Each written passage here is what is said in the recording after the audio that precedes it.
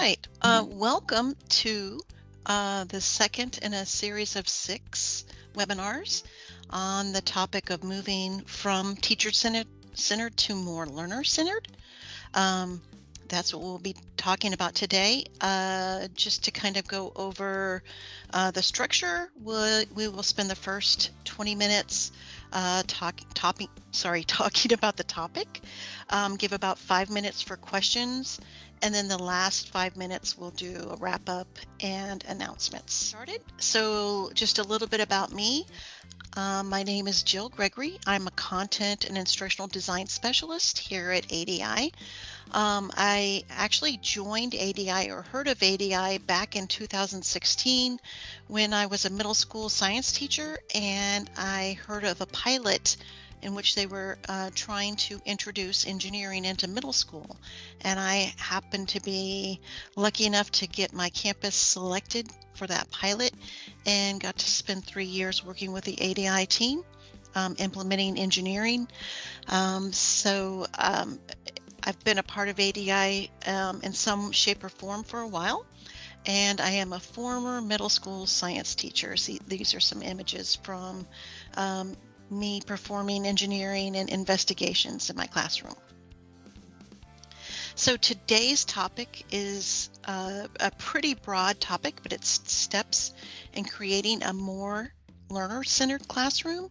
And there are many more steps than I can possibly discuss in 20 minutes. So I'm just going to highlight those steps that were integral to me when I made the plan to start moving from teacher-centered to learner-centered.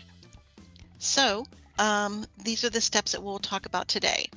So obviously you have to have a positive learning environment in order to be able to have a learner-centered classroom. You also need to know your students and be able to group them thoughtfully, because when you're doing learner-centered, at least in science, that most likely relates to students working in teams. You need to plan and prepare. You need to be really ready for each part of whatever investigation you're working on. You need to clearly communicate your goals and do that repeatedly. Provide your students choice and encourage them to think independently and pursue things that are challenging to them. Be an excellent facilitator.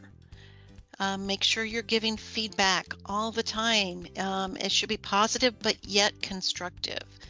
And the last part that I think is super important is that you are reflecting on what you're doing and adapting, because you're learning too. You're going through the process, and there's always ways to do things better. So one of the first things obviously is classroom management.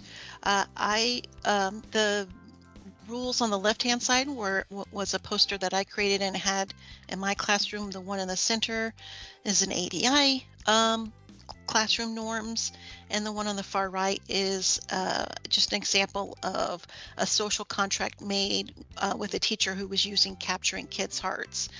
You'll notice that they're all giving very short and deliberate action items that they want students to do. They're all positive, so it's not like don't chew gum.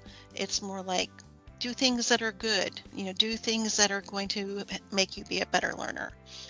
So again, establishing those norms in the very beginning is super important. The other really important thing about the learning environment is the location of things. If you look at just these two pictures here, when you have your desks in rows and columns, you are really promoting a relationship between teacher and student.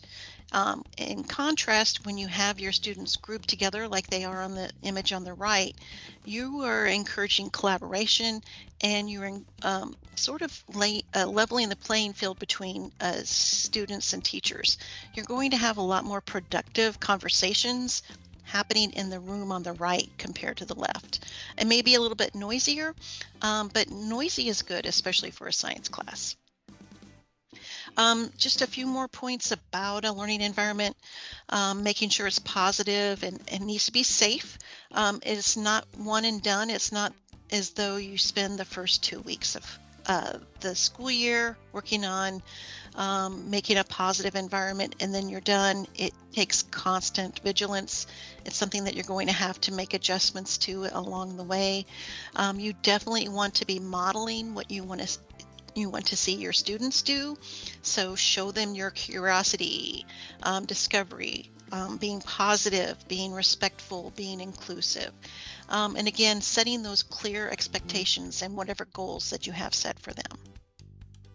Next topic is knowing your students and grouping. And I wanted just to spend a minute talking about why we group. And I know this is pretty verbose, but I'm going to stop and read it. Grouping creates promotes learning because they're learning from their peers. When students share their thinking in groups, they're motivated to perform because it is their peer group. Working in groups, it promotes critical thinking, problem solving, creativity, communication, and collaboration. So as I was doing my research for this particular webinar, I came across these 5 common ways of grouping. Grouping by ability, which is also known as homogeneous, grouping by mixed ability, heterogeneous, by their interest, randomly grouping, or student choice. The one thing I can say for certain with just the research I've done in the past and just recently is you want to avoid grouping students by their ability.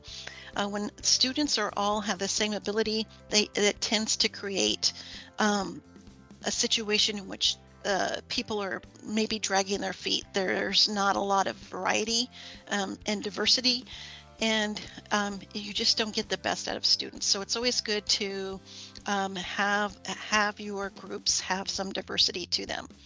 I would always, at the very beginning of the year, assign roles and responsibilities because I'm getting to know them. It helps them if they know what their role is. You definitely want to have somebody in the group be a facilitator, just to be able to handle things when you might be with another group. I would recommend that you don't keep the same grouping all year long, that you mix it up as the year goes by, and be flexible and encourage your students to be flexible too. There are a couple factors to consider when you're grouping, like what is the ideal size, how many roles will there be for that group as they're doing the investigation. I find primarily secondary is that a group of 3 to 4 is an ideal number. And I think when you have a group of 3 or 4 and you're doing a science investigation, you can have somebody who's like a data manager, somebody who's a materials manager, somebody who is recording things, somebody who's facilitating. That's just sort of an ideal number. And then here's some other characteristics to consider. This is all from an article on the Carnegie Mellon website. So their prior knowledge, experience, and skills, their motivation. One thing that they mentioned is that when you have students that have different levels of motivation, that can be a recipe for disaster. So if you have students who really want to do well on things, but they have mixed ability, that might be a good group. Having diversity of perspectives, when you have teams of diversity, people are going to have different approaches, different ideas, and that's always going to be a benefit for a team, whether or not they're familiar with each other and their personalities. It's important when you have students doing teamwork that you have a contingency plan, because sometimes there's a conflict. Sometimes somebody moves to a different campus, or they're absent for several days, or for some reason that team does not work. So whether it's an alternative assignment, a reshuffling of teams, just have a plan for how you're going to deal with that. Another final way that I have found that works well for grouping is letting students select their own team. I would not do this until halfway through the school year, but when you give your students that ability to make their own team, they are going to they're going to step in and do their best work. You're also having them, if you use something like this proposal, you're having them figure out why are we going to work well together, or why do we work well together, and what are we going to do if there's a problem? How are we going to solve it? And if you have some students do that kind of forward thinking, the chances of them having problems are much, much less. So this is something I would do more towards the second semester of school. And next up is planning and preparing. I don't think you can ever do enough of this, except for we have a limited amount of time to get ready for classes, right? The first thing I would do is make sure you're approaching things with a backward design, figuring out what you want students to know and be able to do by the end of the investigation or the unit. Make sure that that investigation or activity is appropriate for your group. You want it to be challenging, but not so challenging that they're going to get discouraged and quit. So between the skills and difficulty, you want it to be just right. I always like to start at each unit with a brainstorm activity. That way we can have some fun figuring out what we already know, and we can connect it to what we're going to learn next. Next thing I would do is look at the investigation or activity and start chunking it. Determine what needs to happen at each stage. So when you're chunking it, like maybe it's by stages or by planning, conducting, analyzing, however you want to chunk it, you can focus on smaller goals that you want to have your students complete. You can figure out what extensions might be needed for whatever stage you're at. You can figure out what supports are needed. And you don't want to give those supports to your students unless they need them, because you want them to get stronger and be challenged. And the other thing that I like by chunking is that I always try to prepare questions that I can ask my teams while they're in that section. And the communication part, I always say it. I have it on the board, I have it on their LMS, and I'm willing to say it over and over again. I know for a very long time, I would get a little bit annoyed when somebody would ask me the question of whatever the topic was when we started class. But we have to realize that when students come to us, they're hearing things all day long and they cannot possibly process all of that stuff. So we just need to be ready to give that information to them when they're ready to receive it. In terms of questions, this one kind of deals with both. The two examples on the left, these are ways to promote your students questioning each other. The ones on the left-hand side, those are called Talk Moves table tents, and those are really handy to put out on your table groups, which empower your students to have really good conversations as they're working through an investigation. The cards in the middle, they're called back pocket question cards. These are so valuable in the classroom. When I'm doing an ADI, I will, and we get to the share stage, I will hand these out to students because as they're going to each one of the boards to hear those presentations, sometimes they don't know what to ask. So if you give them a question, it kind of opens the door for a conversation between the presenter and audience. And the ones on the far right, I wish these had existed when I still had my classroom. They're called teacher question cards, and it's a little bit fuzzy, so I just wanted to show you how these were set up. So you have the probing questions. So what more can you tell me about what you're doing? What do you mean when you explain it that way? What do you think is going on? There's those inviting questions like, what can you add to what that person just said? Would anybody want to share a different approach or a different idea? What's missing now?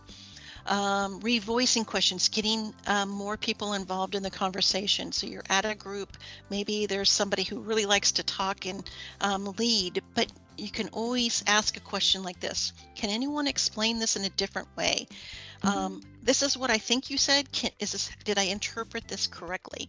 So again, the more questions you ask, the better the conversations and the more thinking your students are going to do. The last group are called pressing questions because they're a little bit more putting your students in the spotlight. Hey, give me another example of that. Why do you think that? How does this connect with this other idea? So you're having them, take bigger leaps and giving them a little bit more challenging of a question. Next up, going back to communicating, obviously it's so important that you're communicating expectations and goals. Again, say it, write it, repeat it. And then I wanted to students are bombarded with information all day long. They do not hear or pay attention to everything that is being communicated.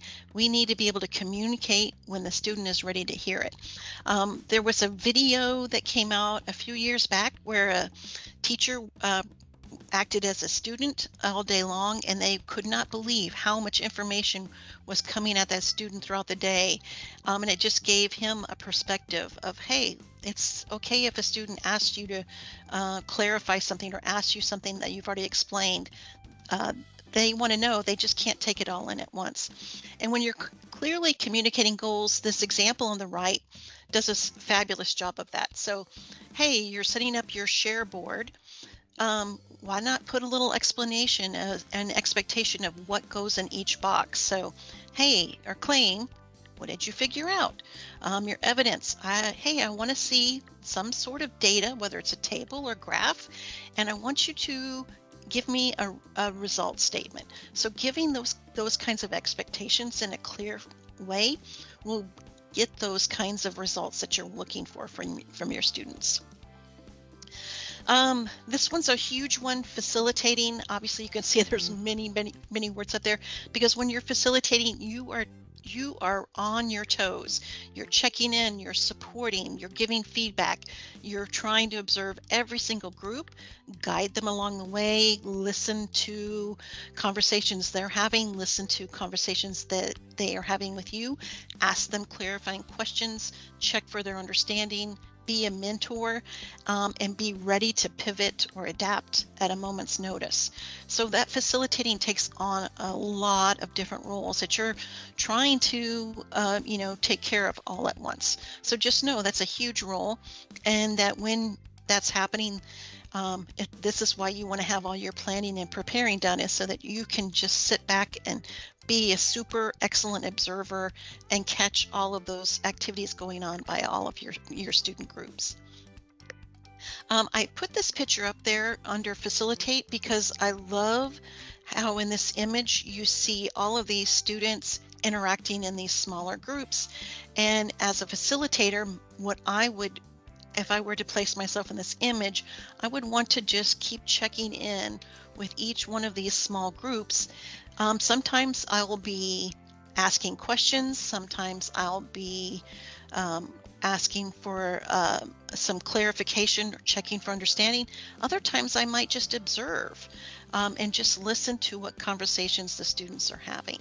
The one thing I would definitely have with me is a clipboard or some way for me to collect notes, because you won't remember them when you come to the part where you want to reflect. The other thing that happens is that students are very they want to ask questions. They want to be correct all the time. So when they start to ask you those kinds of questions that are easy for you to answer, but maybe not so much for them, don't always give them the answer. Let them figure things out. That's going to create some perseverance, and it's going to give them confidence, and it's going to increase their curiosity. In terms of feedback, you always want to give it timely. You always want it to be constructive. You need to model that for your students, and you need to let them know that it's okay to fail. We tend to learn more from our failures than our successes. And if you look at scientists who are out there doing science, they have more failures than successes. This little card that's illustrated on this image is showing what your students can do when they are giving feedback to another student's like lab report. So giving this kind of guidance helps them give better feedback. So instead of like somebody forgot to include something, instead of writing more, you're really going to encourage your students to say, hey, you forgot to include some information about this. We suggest that you add something about that. So giving them those structures that will help them be successful and giving feedback to each other. Whether it's verbal feedback or in writing, it's just important that we're always giving that back to our students. And the last slide I have up here is reflect and adapt. Ideally, I would try to do this on a daily basis. I definitely did this after every investigation, but if you can do it in smaller chunks, it becomes valuable as well. But ask yourself, what went well today, or what went well in that investigation? What didn't go well? How do the students respond to the planning part of the investigation, or whatever part? Did you see your students, did you observe them learning? What were they learning? Were they learning more process skills, or were they learning more content? What blockers did your students experience? And that really important question, how can I make this work better tomorrow? How can I make this work better the next time? And when you can do this in a PLC setting, it becomes more and more powerful because you have the multitude of those teacher experiences that you're sharing together. And so you can see the very highs and very lows and learn from each other. There's a comment in here that says, I miss the information about choice. So obviously, there are some places where choice is less available for you to give. But for example, if you were to be giving your students an ADI investigation, you're going to introduce some sort of phenomenon and a guiding question that they are going to be tackling to answer. It is going to be completely their choice on how they plan their investigation. What kind of data are they going to collect? They have to figure that out. How will they organize their data? That's another thing that they'll have to figure out. What their data means, what it's saying. And then obviously that the choice there as well is having those students, work collaboratively with their group or their team to figure out all of those little bits and pieces and putting them together. Yes, the recordings are all on our website, so I'm going to actually get to that next. I'm so glad you asked. So next week, next Thursday at 4 o'clock, we're going to go more into that teacher's role. So we'll go more into the facilitating and feedback part. And then we're going to talk about how PLCs can help each other in becoming more learner-centered. Then we're going to focus on thinking and student communication. If you want to register for those, you just would go to argument-driven inquiry, and there's a way that you can get there. If you're wanting to watch some of the other webinars that we have recorded, they are all on our professional learning page. You would just go to argument-driven inquiry, and then on the menu type in professional learning. So don't forget to check us out on our social media. We're on Twitter, Instagram, Facebook, and we're joining LinkedIn, and I think we're even trying to do a little bit of TikTok. Thanks so much for joining me. I hope I see you all again, and have a great, fabulous rest of your year. Thanks so much.